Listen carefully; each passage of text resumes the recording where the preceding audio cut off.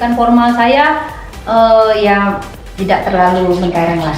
Cuman sekolah di Aceh, lulus di IAIN, kemudian sempat S2 Hukum di Maluku Saleh. Tapi justru saya lebih banyak ditempa di pendidikan yang informal.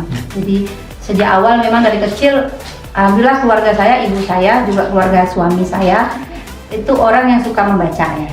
Itu mungkin yang membedakan saya mungkin dengan kebanyakan teman saya yang lain. Buku itu jadi teman dari kecil. Ibu saya guru, bapak saya polisi.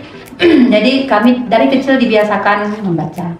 Dulu kan Takengon ini masih kota kecil sekali, nggak punya sumber informasi seperti hari ini. Hanya ada TV, ada radio. Tapi ibu saya dulu sering pergi ke Biren, kadang 2 bulan sekali, 3 bulan sekali, itu beli majalah Bobo bekas. Jadi kami nggak dapat majalah Ananda, Bobo, Sahabat Pena itu yang baru. Tapi kami beli yang bekas. Tapi bagus juga, bisa dapat murah dan banyak gitu kan. Nah, akhirnya alhamdulillah kita nggak ketinggalan dengan apa yang terjadi di luar gitu. Jadi wawasan kita terbuka, wacana kita terbuka. Itu yang bikin saya dan kami 10 bersaudara semua suka baca. Jadi kalau di rumah biasanya berdiskusi agak beda dengan keluarga orang. Biasanya kami banyak debat, banyak berantemnya, kadang-kadang bicara soal hal-hal yang kadang-kadang orang yang biasa kan, ini orang kenapa pada berkelahi hanya soal misalnya ada ceramah, terus ceramahnya didebatin gitu lah. Jadi memang budaya membaca, budaya diskusi itu memang dari kecil sudah dibentuk.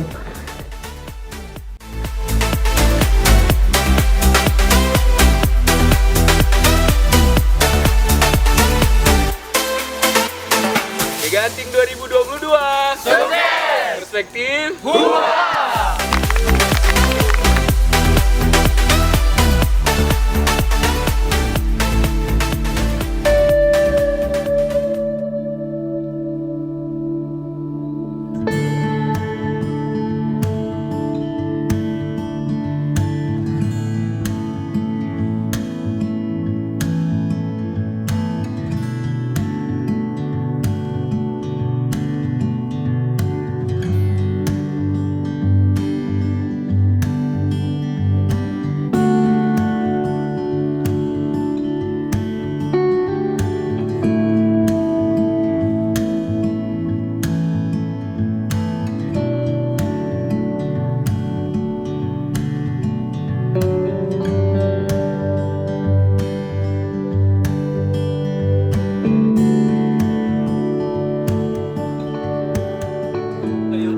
Tapi kok saya buat musim kopi kayaknya itu kayak biasa-biasa aja kan bagi saya lah.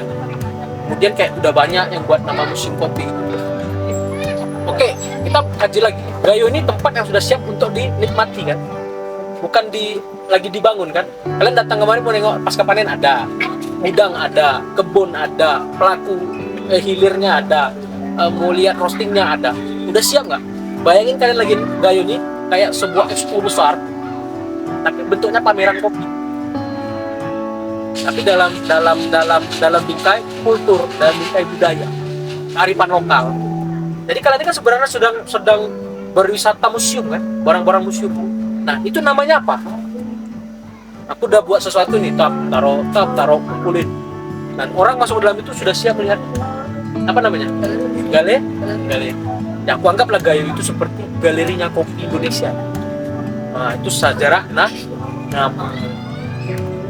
Maka dibuat nama Instagram namanya Galeri Kopi Indonesia. Saya posting bunga kopi dan sampai sekarang itu menjadi doa. Postingan pertama tuh bunga kopi yang mau mekar. Apa captionnya? Sebentar lagi bunga kopi Gayo akan mekar. Ya kan gitu. Di repost sama Pipa Barista. Nah zaman itu akun Pipa Barista itu akun hitsnya kopi di Indonesia. Zaman setelah Pilkom, filosofi kopi. Jadi trending filosofi kopi. Ada acara-acara kayak TV atau acara YouTube kayak gitu yang berkaitan dengan kopi, namanya Pipa Barista. Di repost sama dia, oh senang kali lah, ya kan? Nah, senang kali ya, itulah awal di repost, kemudian ternyata caption itu menjadi doa sampai sekarang. Dan ternyata mekar. Itulah Galeri Kopi.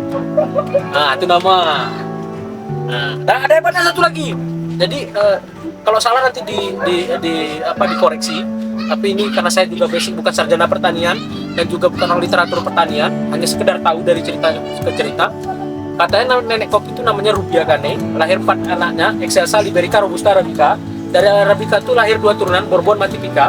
Bourbon itu klasifikasi small beans, kemudian Typica itu klasifikasi long beans. Keduanya turun lagi menjadi 3.000 jenis kabarnya di dunia. Nah, di Indonesia kabarnya ada 2.000. Di Gayo kabarnya ada 1.700, melebihi dari setengahnya koleksi Arabica dunia ada di Gayo. Maka berani ku bilang bahwa Gayo itu adalah hajinya kopi Indonesia, altarnya kopi dunia.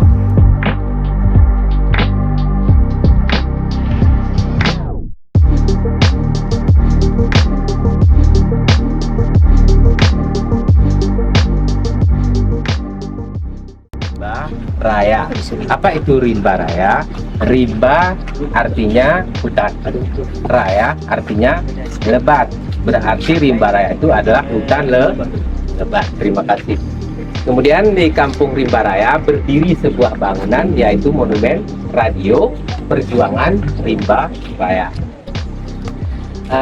Jadi begini, Radio Rimba Raya ini ceritanya dulu kita itu kan agresi militer Belanda kedua, yaitu tahun 1948. Kita merdeka tahun 45. Kemudian di tahun 48 Belanda kan tidak terima nih, lalu ditawan presiden kita di Jakarta. Jadi pas agresi militer presiden kita ditawan, lalu Indonesia berarti kan dianggap hilang, ya kan?